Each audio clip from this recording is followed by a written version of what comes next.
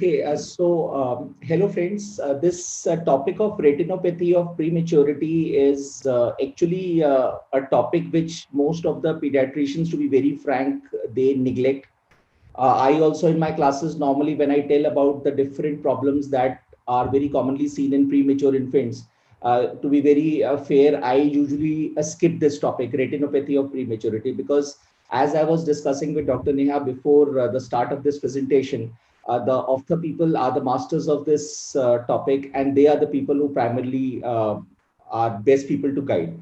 I will just tell the pediatric perspective of this topic and what we as pediatricians feel about retinopathy of prematurity. Now, retinopathy of prematurity is, very simply speaking, a disorder of the developing retinal vasculature seen primarily in the premature infants. Why does a mature infant does not develop a retinopathy of prematurity? Simply speaking, because the retinal vasculature of the retina is complete usually by about 40 weeks of intrauterine life. So usually most infants who are term have a properly developed retinal vasculature. That is what I probably feel, but definitely a preterm child will have avascular peripheral zone of the retina, and that is something which predisposes them to develop this problem.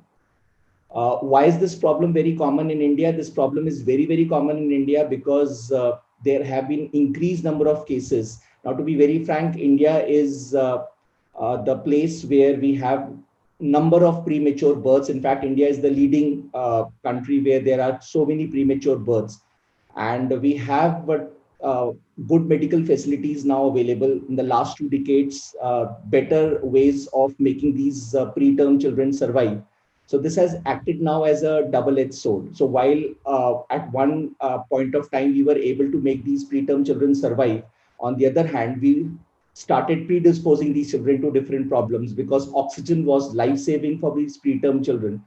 And by giving too much of oxygen, using or exposing these children to oxygen in a non-regulated manner, we expose them to problems such as bronchopulmonary dysplasia, which was a problem of the lungs, and retinopathy of prematurity, which is the problem of the retina. Dr. Neha would be able to tell better. Our statistics show that on a conservative side, 20 to 30% is the incidence of ROP in India. But I think of the people know very well, there have been some reports which show that the incidence can be as high as around 60%. So, I mean, this is a problem which is a widespread problem in India. And this is a problem which needs attention because this is a potential cause of blindness in premature and it's avoidable. So early screening is very, very important so that you are able to act early and you are able to prevent the development of blindness in these preterm children. You can see the severity of the disease may range from very mild transient changes, but in about 10% cases, the severity can be so much that the progression towards retinal detachment can occur, which can lead to blindness. Now, this is something which I see as an important point of view from the pediatric perspective. We as pediatricians are always worried that when we are able to make a preterm child survive, we actually have to put a preterm child on oxygen. Now, that is very, very important. You cannot make a preterm child survive usually without oxygen. There may be rare exceptional cases, but most preterm children require oxygen. But oxygen predisposes these children to another type of problem, which is retinopathy of prematurity. So while the risk increases with prematurity, the more you give oxygen to these children, the more they are at a risk of developing ROP. Apart from oxygen and prematurity, other risk factors for development of ROP in preterms are apnea, bradycardia, hypercarbia, acidosis, septicemia. In our NICUs, there are a number of sick children who had developed sepsis and they went on to develop ROP. So septicemia is a very, very important risk factor. All India Institute of Medical Sciences protocols very clearly says aseptic protocols in preterms are very, very essential to prevent the development of ROP. You have to maintain all asepsis protocols in the nurseries and ICUs to prevent the development of ROP. That's a very, very important risk factor. We often neglect it. Oxygen definitely is important, but sepsis is a very, very important risk factor for the development of ROP. I would say a contributory risk factor in addition to oxygen. In addition, anemia and pack red cell transfusion. Now, the adult RBCs has very high content of 2,3-DPG, which has a very poor affinity to oxygen. So this oxygen is transferred to the retina, and in the initial phase of hyperoxia, it starts the trend or progression towards ROP. I think Dr. Neha would be better able to explain the pathogenesis of ROP. But what we understand is that this ROP normally starts from a first phase of hyperoxia, which gradually progresses then towards obliteration of the retinal vessels and then ultimately to neovascularization. So if I have to tell, one important thing that I can tell is a preterm child, and if this preterm child is an unstable or a sick preterm child, there is a very, very high risk of this child progressing to ROP. So an unstable child and a preterm child, these two things, if they mix together, the child has a very high risk of developing ROP. Regarding pathogenesis, I think Dr. Neha is much better expert to tell what is the sequence of steps that happen and how this ROP actually develops. So Dr. Neha, can you please explain us just what is the mechanism of the development of ROP? Yes, sir, sure. Thank you. Talking about the pathogenesis, as sir rightly mentioned, it is a disease of retinal vasculature, and as the name suggests, it is a retinopathy of prematurity. So we have got two important things here: the gestational age less than 30 weeks, and the weight should be less than 1500 grams. Though you will get slight variation in this category. We are getting 1.7 kg also, sometimes we are also getting 1.5 kg, but yes, if it is less for the gestational age and the less birth weight, there are more possibilities that the baby is going to have this retinopathy of prematurity. Now, why this happens, if you see here, you have already gone through the development of retina.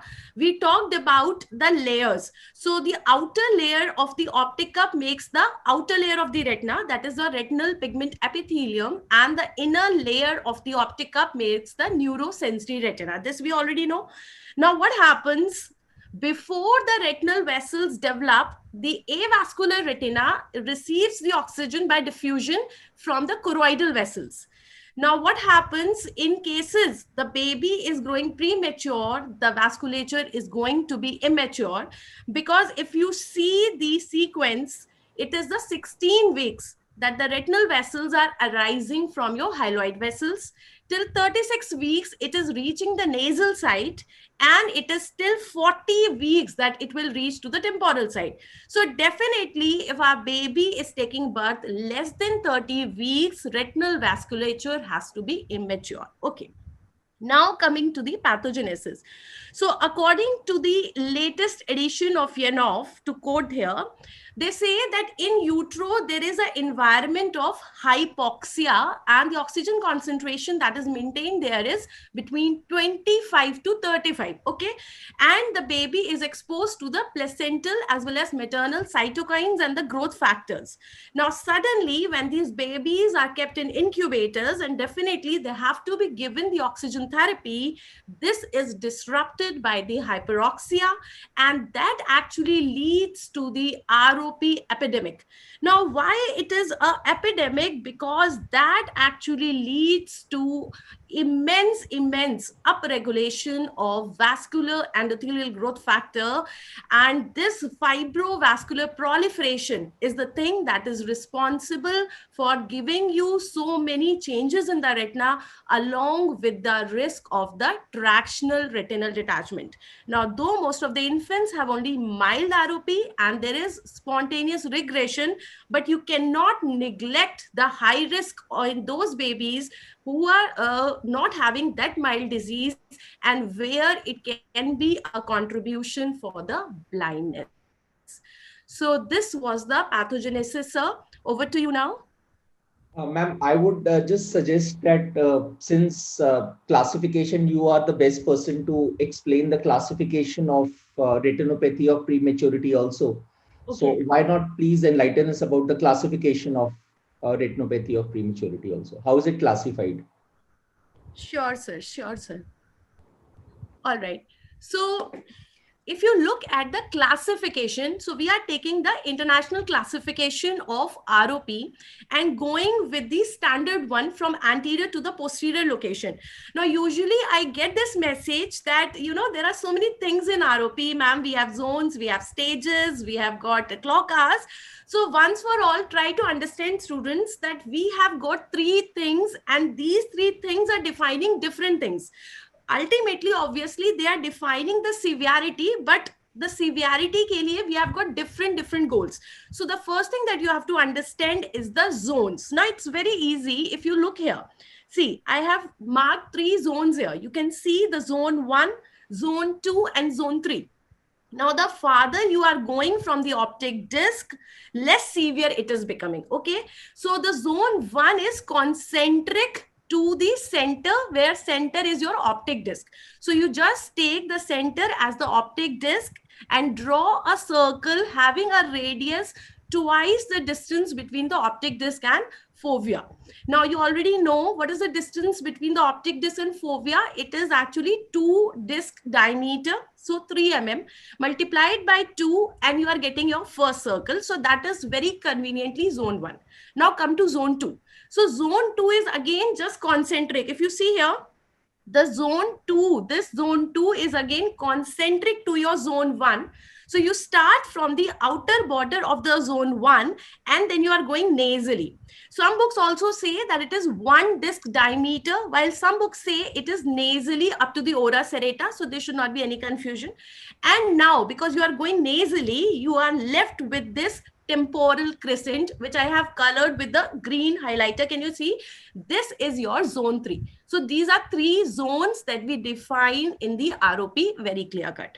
Now you can see that we have also marked some clock hours here. So what are these clock hours? These clock hours, we have defined it into 12 clock hours. They are for the extent, how much extent of retina is actually involved in the ROP. These two things are very clear. Now you come to the severity. For the severity, we have got 5 stages. Now, these stages, I would like to explain you with the help of this picture. See this. So you know that what is happening there, we have got an area where the vasculature is not there. So definitely we have got some area which is avascular, and we have got some area which is vascular. So it is actually a demarcation line, just a demarcation line. You can understand it just if I draw one line between a avascular retina and a vascular retina, that is your demarcation line. Now slowly and gradually, if you are doing the breaking over it, so if you are elevating that line, that becomes a ridge. So nothing but a elevated line, a thickened line becomes a ridge, and slowly and gradually what is happening, there is the growth of blood vessels over that ridge. So actually this is the stage where the concern arises. Usually we are concerned from stage 3 and above. 1 and 2 we are doing just the screening, and then this immense fibrovascular proliferation will be responsible for actually pulling the retina. You people have read the tractional RD, and you know whenever you have got fibrovascular proliferation, immense fibrovascular proliferation inside the vitreous cavity, which is dense enough to pull the retina, that will lead to the tractional RD. So very conveniently you can understand this, that this type of RD will be a tractional RD. Of course it will take some time. So first it is just a partial detached retina, and then it becomes a total detached retina. So you've got 5 stages, 3 zones, and you have got the clock hours. Now, usually, in order to define that whether it is more severe or not, we tend to say that it's a posterior pole disease, it's an aggressive disease, a plus disease. So these are the terms that we usually use, and the questions, because our main aim is also to solve the MCQs in the exam. So you will find that in the clinical questions which are being given in the ROP, they tell you about these things. So what are these? So posterior pole vascular abnormalities, there are 2 things. One is plus disease, one is pre-plus disease. What is plus disease actually? Plus disease is TAVE. That is a mnemonic that I always give you: tortuous arteries and engorged veins. So if you are getting tortuous arteries and engorged veins inside the retina, definitely a matter of concern. Now, there is a thing called as pre-plus disease. Pre-plus disease is not a term in itself. It is just that it is not getting into the criteria of the plus disease. So it is more than the normal and it is less than the plus disease. We call it as pre-plus disease. All right. Then second important thing is your aggressive posterior ROP. Now, again, this term you will get so many times in your question, that baby was having aggressive posterior ROP. So if you are having the plus disease, which is out of the proportion, very, very high, out of the proportion, then that is an aggressive disease. And as I told you, that nearer you reach to the optic disc, the more severe it is. So this will be found in the zone 1 or the posterior zone 2. And always remember that stage 3 with aggressive posterior ROP can progress to stage 5 directly. Why I'm telling you? Because this will help you to decide the treatment, that when should you start the treatment, when should you restrict yourself to screening. This is an important indicator that the stage 3 with aggressive posterior ROP will progress to stage 5 directly. Then we call it as threshold disease or the pre-threshold disease. Now, again, you have a lot of confusion because such a large criteria for threshold disease.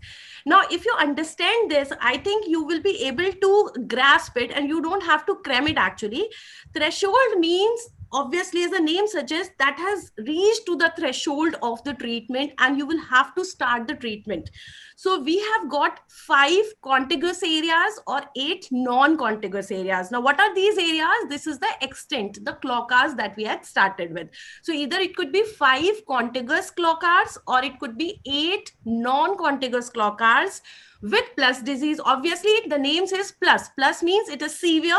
And in which zone? Obviously, in the central zone, which are nearer to the optic disc. So it is zone 1 or zone 2.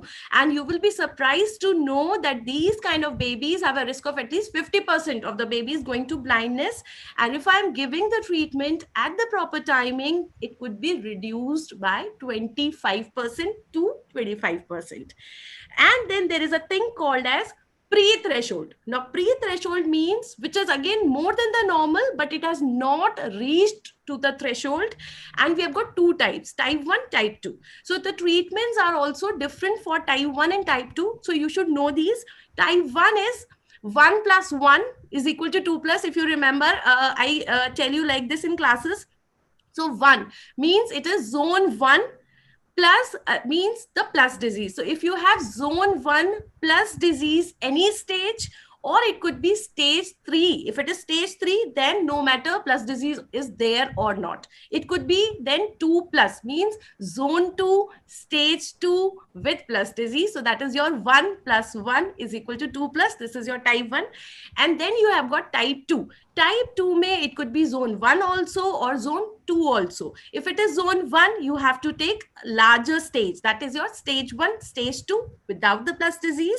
And if it is zone 2, then we have stage 3 without the plus disease. So the important thing is that if you are going towards zone 1 and 2 and you are not having the plus disease from threshold, it is coming to pre-threshold. So this was the classification. Over to you, sir, now. Thank you very much, ma'am. I mean, in my undergraduate days, despite multiple readings, I could never get through this classification. But thanks to the integrated class, now even I can understand to some extent what is the way in which it is classified. Thank you very much, ma'am. Thank you, sir. Okay, so now the 3 basic questions that normally come as a pediatrician to us is who to screen, when to screen, and how frequently to screen. So as now one thing is very clear, crystal clear, that it is the premature infants who are at a risk of ROP. But do all premature infants need screening? Well, actually the answer is no. Who are the ones who need screening? Well, first let me make it very clear that as Dr. Neha also had said, There is a great degree of ambiguity regarding the screening protocols, leave alone globally. Even in India, there is a lot of ambiguity. So some centers use different protocols, some centers use different protocols. The American Academy of Pediatrics use the standard protocol of starting to screen all newborns, preterms, who are less than 30 weeks of gestation and less than 1500 grams birth weight, if they do not have any risk factors. But unstable babies who are between 1500 grams to 2000 grams and who are more than 30 weeks. So the standard criteria is all who are less than 1500 grams and less than 30 weeks, who do not have any risk factors, and those who are between 1500 to 2000 grams and more than 30 weeks, unstable babies. When I say unstable babies, who are the unstable babies? As you can see, it is written here, all those babies who are hypotensive, who required inotropes, all those who required oxygen for a prolonged period of time, and all those in whom oxygen supplementation was given without saturation. Believe me, this is one of the most biggest criminal act that we can do to a premature infant. Start giving him or her oxygen without monitoring oxygen saturation. You may think that you are doing a great deal of wonders for the child, or a great deal of good thing for the child, but actually speaking, what you are doing is you are causing more harm to a child, because this uncontrolled oxygen can cause much more harm than good to the child. So all unstable preterm babies, according to American Academy of Pediatrics, who are less than 1500 grams or less than 30 weeks without risk factors, or 1500 to 2000 grams and more than 30 weeks, unstable babies with some risk factors should be screened. In India, the usually more widespread protocol that we follow is that all infants who are less than 1750 grams birth weight and less than 34 weeks gestation without risk factors should be screened. Now you can see there is a little difference between what is being recommended according to the American Academy of Pediatrics. But what I feel is that since it is much more widespread in India because of too many preterm births, we are a little more rigid in our screening protocols so that we can include a large number of more babies. Also, I think Dr. Neha again can tell later. What we know is that larger babies in terms of birth weight and more mature babies in comparison to the premature babies in the European, according to the European standards, slightly less premature babies according to Indian standards are likely to develop ROP. So in India, since ROP is much more likely to develop in larger babies also, therefore our screening protocols are a little more rigid. So in India, we normally recommend to start screening when the child's birth weight is less than 1750 grams or the child's gestation is less than 34 weeks without risk factors, and 34 to 36 weeks of gestation and 1750 to 2000 grams birth weight with risk factors. Again, unstable babies. Which babies? Those babies who are ventilated, those babies who require prolonged oxygen therapy, and those babies who have hemodynamic instability. So slightly different protocols for preterms in India and American Academy of Pediatrics. I think if you want to have a consensus, I think if a question is asked in India, I personally feel, and then Dr. Neha can give her opinion also, I think personally, if you have to answer an MCQ, rather than going according to what is given in the American Academy of Pediatric protocols, you can go according to what is largely used as the protocol in India.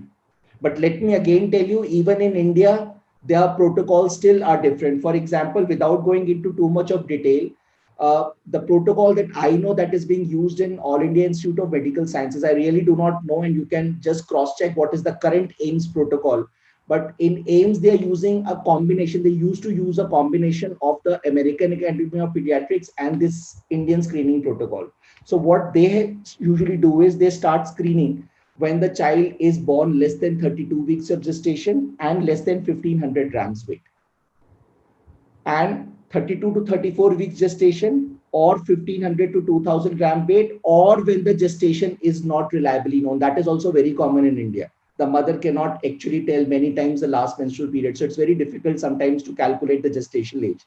In those cases also, if the following risk factors are present, the child has received oxygen for more than 24 hours, CPAP therapy has been given, or the child has been anemic and required blood transfusion of packed red cells, or the child was culture positive sepsis, then in these cases also screening for preterm babies is recommended. So, Dr. Neha, what do you feel? What should be the, students' perspective when they are answering a question in the exam? If rather than confusing them, because there are slightly different protocols that are used in the Indian standards and according to the Western standards, what do you feel should be the correct answer if they have to choose one answer? Sir, I think it's $1 million question. I also get personally this question so many times, and frankly speaking, I do not have the one single answer to this question. And what I do in my classes, just you have done, I also give both. And I think we have got that much maturity in the students that they are able to pick up that what the examiner wants to ask out of the two criteria. So please look at the question and also see the criteria. Maybe they have given you one of the criteria that we have given to you, and try to choose accordingly. And I think the examiners will not give you such type of question where you are hooked up in between the two criteria. I think they will give only one of the criteria, if most of the times. Exactly. Again, as Dr. Neha said, it's your personal choice that you have to make. If you ask me, 70 to 80% places in India, this is the protocol that is being followed. Yes. But again, please make your own judicious decision, because as I have said, every place in India, they have different types of protocols. But as far as I know, according to the statistics that are available in majority of institutes that I know, almost 60 to 70% places, this is the protocol that they are following. Less than 750 grams, less than 34 weeks gestation, without risk factors. 1750 to 2000 grams, 34 to 36 weeks, unstable babies. This should be taken as the criteria. This one is more reliable, sir. This is Definitely. more reliable, exactly, because this is followed in most parts of the country. So this is slightly more reliable. Yes. So I feel you can follow this criteria, but otherwise different types of criteria are used. So this is whom to screen. The second question that often is asked is when to start screening. Now, the first screening that should normally be done is dependent upon both the post-menstrual age and the chronological age of the child. And post-menstrual age appears to be more reliable to tell when should the first screening be performed. Again, as a pediatrician with very limited knowledge of ROP that I know, what we know is that 32 weeks of post-menstrual age, before this, ROP is usually unlikely to develop. So it evolves gradually over a period of time. Therefore, the first screening protocol that you can, I think this is unlike when to start screening. I think there is more consensus on what is the time when the first screening should be done. And that should be taken as 4 weeks usually, or the golden rule is 30 days. So 4 weeks or 30 days of age, usually in all children who are more than 28 weeks gestation, the first screening should be done. Indirect ophthalmoscopy, first screening should be done. And in case the child is less than 28 weeks or less than 1200 grams, the first screening can be shifted slightly earlier, again because of the risk of aggressive posterior retinopathy of prematurity, because you have to detect that. And aggressive posterior retinopathy of prematurity, as far as I know, the risk is much higher in extremely premature. So more premature is the child, higher is the risk of APROP. So that is why in children who are less than 28 weeks of gestation or less than 1200 grams, the first screening should be at 3 weeks. But otherwise, more than 28 weeks, the first screening should be at 4 weeks or 30 days of age. You may do it slightly earlier, about a week earlier, to detect APROP, but otherwise 4 weeks. Ma'am, you agree with this? Yes, sir, exactly. Means they even have this slogan 20 days and 30 days, 20 din and 30 din. And I think this is the best way of learning, that you have to remember that as early as 20 days and then as late as 30 days, you should start. Yes, sir. So there is a consensus on this. Yes, sir. The next is how frequently to screen. Again, let us not go into too much of details, because you are going for your exams. There is no point of going into too much of details. Actually, the follow-up screening, how frequently screening is required, is dependent upon the ARPS criteria, the American Academy of Pediatrics criteria, and is totally dependent upon what are the retinal findings. But again, if I have to just make it very easy and tell you, I mean, 1 to 2 weeks, every 1 to 2 weeks should be the follow-up screening that should be performed. And the termination of the follow-up screening should be at 38 to 40 weeks of post-menstrual age. Again, Dr. Neha can give her expert guidance. Uh, yes, sir. It's but the latest edition of Yanov has changed it now, and they say that you may do it up till 44 weeks. So I Okay. think they have become slightly more, on the safer side. But otherwise, we earlier used to follow this only up till 40 weeks. We used to do, sir. Okay, so for your exams, you can take it as a termination of screening at 44 weeks of post-menstrual age. Screening, ma'am, it's right. Follow-up screening every 1 to 2 weeks would be, Exactly. because there is no point of going into too much of Yes, details. sir. What will be the retinal findings? So just remember every 1 to 2 weeks, and termination of the screening at 44 weeks of post-menstrual age. This is what you should remember for your exams. Yes, sir. Now, I think Dr. Neha is much better expert in telling how is this procedure performed, because anyway, a ophthalmologist is the best person who can tell you how is this procedure performed. And if there are any special precautions, what we usually know is that before this procedure used to be performed, we many times used to give oral sucrose solution that is used sometimes as an analgesic, Yes. because this procedure may invoke slight amount of pain or anxiety in a preterm child. So to make things easier, we used to give oral sucrose solution. And in NICU, the first screening was always scheduled. But how is the screening performed? What is the instruments used? That I think Dr. Neha can tell better. Yes, sir. Thank you for the wonderful insights, sir. हम भी बहुत कुछ सीख रहे हैं. I think this integrated lectures are helping even the faculties to Definitely, ma'am. get a great insight. Yes, sir. So before we go to the actual procedure, there are certain, do's and don'ts to prevent the ROP. And I think this is going to help you in your questions also. Avoid the iatrogenic premature birth. I think this is the safest thing to say, that you should not try to do the iatrogenic premature births. But of course, there are certain and many situations where you cannot avoid it. Then what we can do, we can avoid the use of the high oxygens. So stringent regulated use of oxygen, for that you have to use a pulse oximeter. Now I think pulse oximeter is one instrument that has gained so much name and fame these days in the COVID days. And you all know the pulse oximeter. Soon after the birth, you have to use it during the resuscitation, when the baby is being transported to the NICU or to another facility in the referral systems, or during the NICU stay also. As sir very rightly mentioned, that there is no point giving the oxygen without checking the oxygen saturation. That is very, very important. Then attach the pulse oximeter preferably to the right upper limb just after the birth.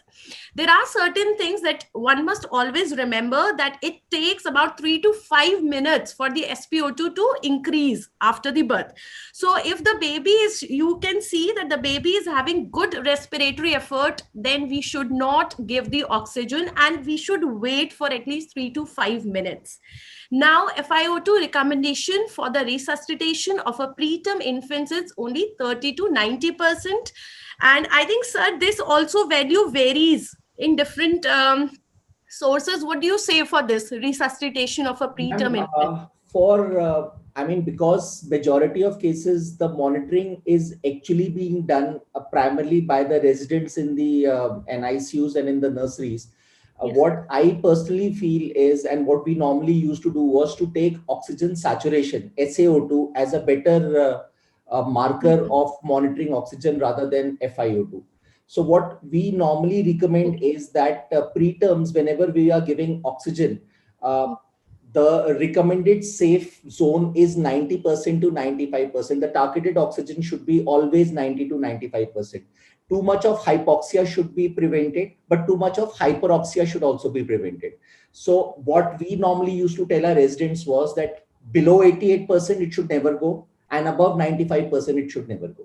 So oxygen saturation, I think, is a much better way of monitoring the oxygen administration rather than FiO2. FiO2 obviously is very reliable, but because residents many times are not able to calculate FiO2 Not reliably, that is why. practically possible most of Yes, the times. yes, It's not that is feasible. Okay. So then they are saying that if you are using the bag mask ventilation for the PPV, you remove the reservoir and then we should ventilate, and this will give you FiO2 less than 40%. The other things, as the sir was saying, we have to target the SpO2 between 88. I think sir said 95. So yes, we can sir. keep 88 it. to 95%, you can say. Below 88% and above 95%, it should not go. Yes. So Targeted saturation is 90 to 95%, but never allow it to go below 88, never allow it to go above 95. okay, so we can keep this as between 88 to 95% and avoid the large changes. So we are changing only by 5% and then we are evaluating. Suddenly, we should not increase or decrease by a very large variable change. Plus, we should have a display of oxygen saturation on the wall of an ICU. Means all the time we should be able to keep it handy. Means we don't want that all the times we are bringing the oximeters and then we are recording. Instead of that, we should have full-time monitoring unit on the walls of an ICU. I think, sir, this should be there in all the NICUs. Definitely, man. Definitely. Definitely, it's already there. And sicker the baby, higher is the risk of developing ROP. So whenever you have sick babies, always keep this in mind that ROP can always be there.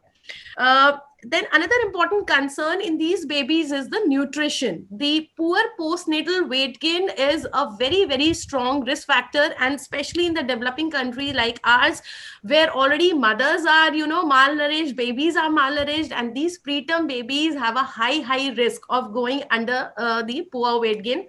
So that is definitely a risk factor, and we have to use the total parenteral nutrition for these babies who are less than 31 weeks and less than 1250 grams, and start these enteral feeds as early as possible or as soon as the baby is stable. I think we will take the insight of sir in this concern. Sir, when should we start the parenteral nutrition and enteral feeds? Ma'am, what we normally recommend is rather than parenteral nutrition, wherever possible, and early enteral feeds. We call it as trophic feeds also, even in preterm babies.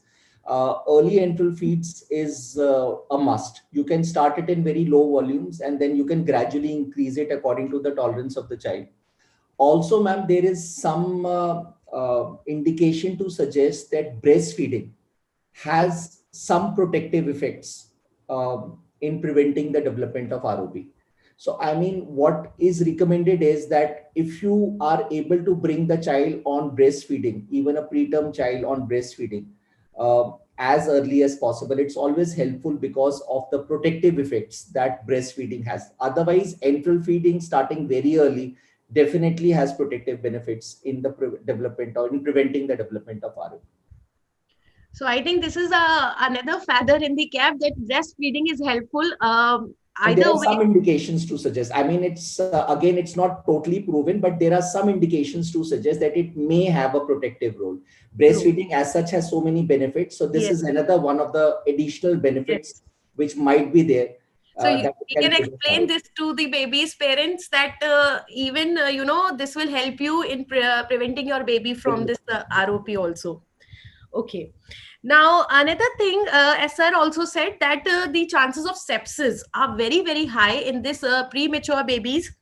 So you have to take all the aseptic precautions. Even when we are going, we are also taking all the aseptic precautions to actually screen these babies, isolation of all the babies, all the things while you are feeding, or you have to start the IVF, any other thing, you have to take all the aseptic precautions. That is a must for these babies. And there is just one more thing which I was discussing with you in Indian context only. I feel apart from the things that we have mentioned in the Indian context, giving packed red blood cells. I was talking about it because we have seen in our NICUs administration of packed red cells is very widely used. And the concept why packed red cells can be harmful is because it can set off an initial hyperoxia because adult RBCs have high concentration of 2,3 DPG with the lower oxygen affinity. So this oxygen is transferred to the retina in the early intrauterine life or just after birth, and it can predispose to hyperoxia, then an hypoxia state, and then ROP development. So there are certain protocols. I would not go too deep into the protocols, but there are very strict protocols of when RBCs or packed red cells should be given in hospitalized infants. So just for the benefits of our students, the protocols again vary widely, but what they say is that any child who is a sick child and who does not have any cardiorespiratory illness, but is a sick child, if the hematocrit falls less than 30, only then use packed RBCs. So a sick child without any cardiorespiratory, the current dictum is that whenever there is a sick child, even at hematocrit of 40, packed red cells are given. But usually what they say is, again, protocols may vary from place to place, but usually the dictum is that unless and until the child is sick and does not have a cardiorespiratory disease, and if the packed red cells are less than 30, then give packed red cells. On the other hand, if the child has a cardiorespiratory illness and the child is not ventilated, the child may be on oxygen but is not ventilated, the cutoff hematocrit is 35. So the moment hematocrit goes below 35, then give packed cells. And lastly, if the child is ventilated, that means is on a ventilator, then the cutoff is 40. That means the moment hematocrit falls below 40, then give the. So just remember 30, 35, 40. 30, those who do not have any cardiorespiratory illness. 35, those who have cardiorespiratory illness but are not ventilated. And 40 are those who are ventilated. These are the cutoff hematocrit values at which packed red cells should be given. So judicious use of packed red cells in preterm neonates is again one of the very, very important ways by which you can prevent the development of ROP. Yes, sir. Yes. I think beautifully explained by sir. Very useful thing. Now, what are the precautions and the procedure that we should do for the screening? So it is best performed in the presence of the neonatologist. And they say that the step down room of an ICU is the ideal place to do it. The baby ideally should be last fed about 1 hour before the examination, and we are all preparing the baby for the pupillary dilatation. We are using the phenylephrine and cyclopentolate we can use. Now you have to sometimes block this punctum so that we can increase the efficacy and concentration of the eye drops, and we get fully dilated, good dilated pupil. And if you are not getting even with this, the dilatation of the pupil, so that poor dilatation can be sometimes an indication of the severe disease. Always remember. But we say that do not over administer. Suppose you are not getting the pupillary dilatation, then should not over use this eye drops. And then certainly we should wait for the ophthalmologist so that the ophthalmologist can come and see that what is the problem, why the pupil is not dilating. Now, what are the precautions for the procedure? See, this is a tiny baby, and as sir rightly mentioned, we are using the indirect ophthalmoscope for it. So we usually swaddle the baby in the warm linen wraps, because these are the babies, I think they have the risk of hypothermia also. So we have to make the babies warm and comfortable with all the aseptic precautions, using the indirect ophthalmoscope, usually the lenses that we are using, because these are the things that could be again asked from you guys. 20 diopter lens that we usually use in adults, that we can use, or we can also use the 28 diopters. Now, nowadays, we have got many things available. We can also use the RadCam imaging. Another important thing is the scleral depression. That is very much required, because you know that the ROP is a thing that is affecting the periphery. So if you are not using that indenter, you may be missing something. So that is a very, very important part. Then sir told you that these babies can have other things also. So always monitor the baby for the apnea, for the bradycardia. And as sir rightly mentioned, for analgesia, we are using the 10% dextrose or 24% sucrose. But always remember that a resuscitation kit should always be handy. Means these are things that that are criminal if you don't have. And these are the things that even the question could be asked, that what are the things that are important. So for analgesia, what you are using, for screening, which instrument we are using, what lens we are using, how to keep the baby, and what to do if you are not having the proper pupillary dilatation, what are the drugs that you use. These are the things that could be asked from you, because ROP is again gaining importance. Even government is also heading more of its attention towards the ROP, because the incidence of the cases are obviously on increase. So this is a pic of the red cam imaging that could be used. All the centers may not have that, so we can use the indirect ophthalmoscope there. Now what you are doing when you have to maintain a schedule, because some babies you have to monitor every 1 to 2 weeks, so they say that always maintain a fixed day, fixed time, and each week you have to go at that particular time. Means it should not be, random or on ad hoc basis. That is very, very important. All the details should be always be mentioned on NICU, so that even if there is, handover of the duties, one pediatrician is getting handover from the another one, so he may not have to, stress on that. He may not have to struggle to find out what is the current scenario and which baby has to be screened today. So that list should be there. Parents should also have the proper details. Parents should have that card. What was the diagnosis? What is the date of the follow-up? What are the stages? What was the actually the uh, staging of the previous follow-up that was done, previous screening that was done. So everything should be crystal clear. There should not be any confusion. And of course, the counseling of the parents is again very important. Parents are very apprehensive for the babies, especially then the preterm babies, which is, maybe having so many other problems. Nobody wants the babies to be kept in NICUs. That also creates fear and apprehension in the baby. So I think that should be a part of the management of ROP, that the parents should be counseled very, very properly, and only then they will actually also cooperate with you for the follow-ups. So if you expect a proper follow-up and cooperation from the parents, that much of pains we will have to take, and we will have to explain everything about the baby. Now in that we will also have to inform the neonatologist, because if we are taking the help and cooperation of the neonatologist for our screening, I think he should also be informed everything, because so many times the parents are not in our contact. The parents may be in contact with the pediatrician, and that person may be a better person to talk to the parents about the what is the prognosis, and what kind of and what stage of the ROP the baby is going on. Now if we do not have ROP specialist, then we can even arrange a nearest doctor. Means a visiting ophthalmologist could also be there.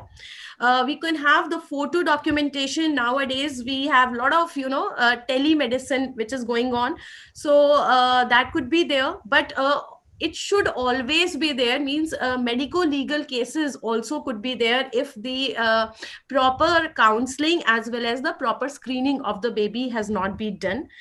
Baby can have multiple retinal findings besides the ROP. Now this is again one important thing. Whenever you are getting a premature baby, only ROP is always hanging in our mind, and we may actually miss the other things, because eyes only sees what the mind knows.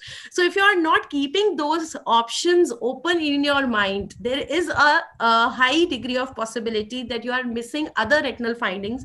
So always remember that this baby can have other retinal findings also, and that is why the digital imaging is the best one. So for that, even we have started telemedicine, that is the remote digital fundus imaging.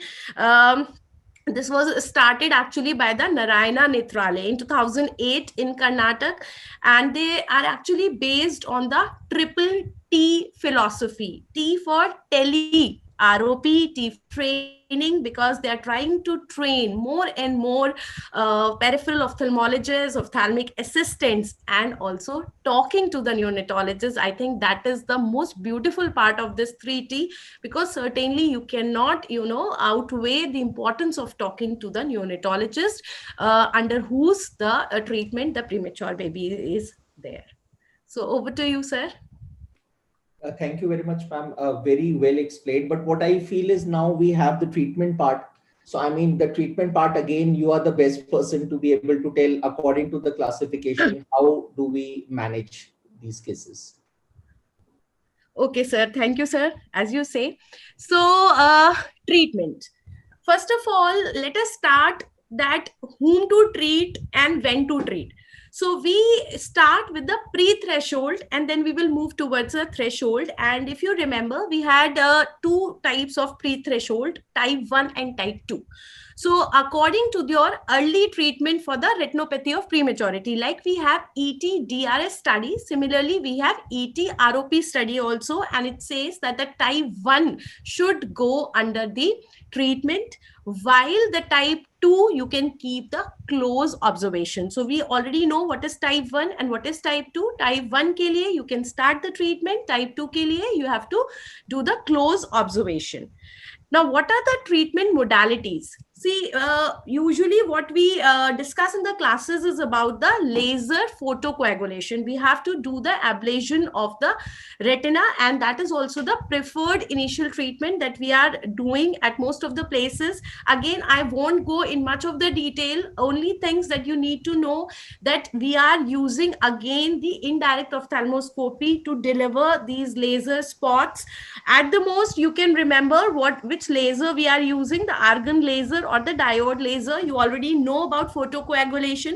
So for photocoagulation, the lasers that we use is the argon laser and the diode laser. So same lasers we are going to use here. Now, this is performed again in NICU, again an important thing. And for that, you have to use your local anesthesia and the sedation.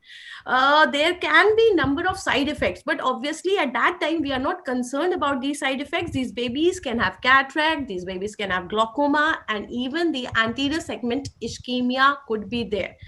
Second important modality that we can use is the cryotherapy. Now, when to use this cryotherapy? If you remember, I was talking about the poor pupillary dilatation. So if you are having a poor pupillary dilatation, or we have got the evidence of vitreous hemorrhage, we can use the cryotherapy. Now, if you remember the pathogenesis, why pathogenesis is always important? Because our treatment modalities are also based on that.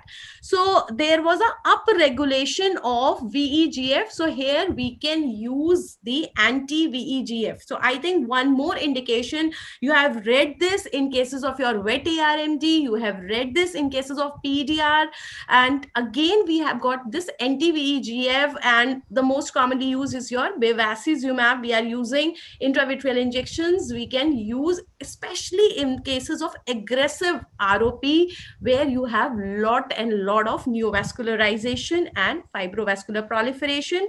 The ocular safety profile is good, but whenever you are using the intravitreal injection, see, the risk of sepsis is again very high. So always keeping your fingers crossed, take all the necessary precautions so that the baby does not undergo the endophthalmitis. So that is the biggest important thing. And of course, if the baby has the RD, then you will have to do the retinal reattachment surgeries.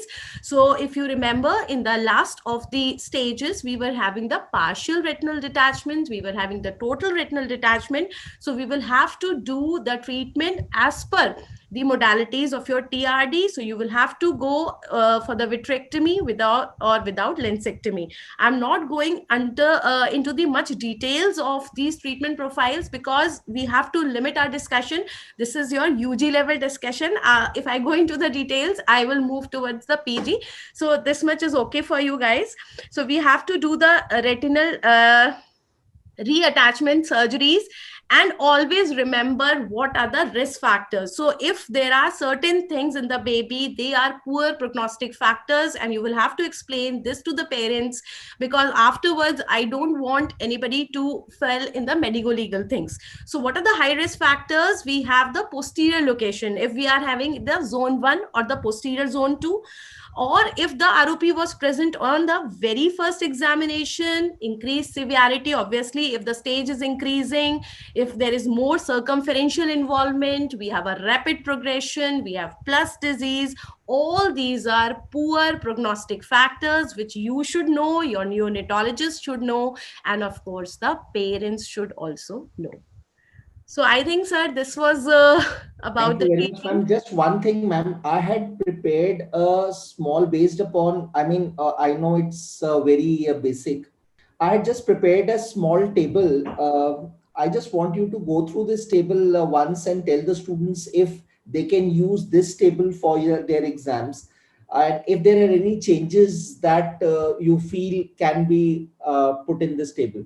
I mean, this is a table that actually I saw in one of the books, pediatric books. Again, it is a pediatric book. It is not a Optha book.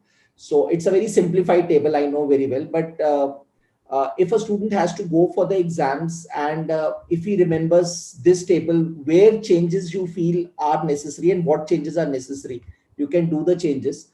As far as I understood, stage 4 and stage 5 broadly is where surgeries are required. So laser photocoagulation can help till stage 3 in different zones. No, So sir, I think it's a very good table. I do not know, even if it is from the pediatrics book, but it's a very good one. And I think it's very reliable for the students to remember it for your exams. For your exactly. MCQ purpose, they can easily go through this one, and they can remember where to give laser, and where we can do Exactly. monitoring, and where we can do surgery. Very good. I did not know the reliability of this because you people can tell better. So you feel whatever places laser and monitoring are written, that is according to you correct. This the Yes, student sir. can use for the Broadly, they can broad. remember at their level. Broadly, they can go for it. It's a good one. So Yes, sir. students can use this table if it is required, because this table is a simplified version of what ma'am said, and can help you in answering the questions when they come in the exams. So thank you so much, sir. I think students are lucky to get your insight also Thank you for very much, ma'am. I mean, retinopathy. it is the first integrated session, to be very frank, that I have done. And I mean, it's a privilege for me to have done this session with you because I had so many things to learn from you. This is something, as I told at the outset, this is something that we always, I mean, many students will be telling, sir ने हमें तो जो है कुछ बताया नहीं इसके अंदर. Because when I teach pediatrics, I do not take this as one of the complications in premature. I leave it to the Optha people only to tell this because sir they are कोई better problem नहीं है, लेकिन सबको पता होता है. Usually when I ask them तो वो कहते हैं कि नहीं मैम, हमको पता है कि इनडायरेक्ट से करनी है स्क्रीनिंग, कुछ कुछ बता रखा होता है आपने, तो उतना मेरे लिए काफी होता है, क्योंकि ब्रॉडली तो ऑब्वियसली ऑफ्थेल्मोलॉजी का टॉपिक है तो हम लोग पढ़ाते हैं, बट वो एक बूस्ट मिल जाता है कि हाँ, बच्चों ने नाम सुना हुआ है कि प्रीमेच्योर इन्फेंट्स में होता है, और even indirect ophthalmoscope also they know. So I think it was a great insight, and students will definitely get benefit from this lecture. Thank you so much, sir, for your time. Thank you very much, ma'am. Bye. Thank you.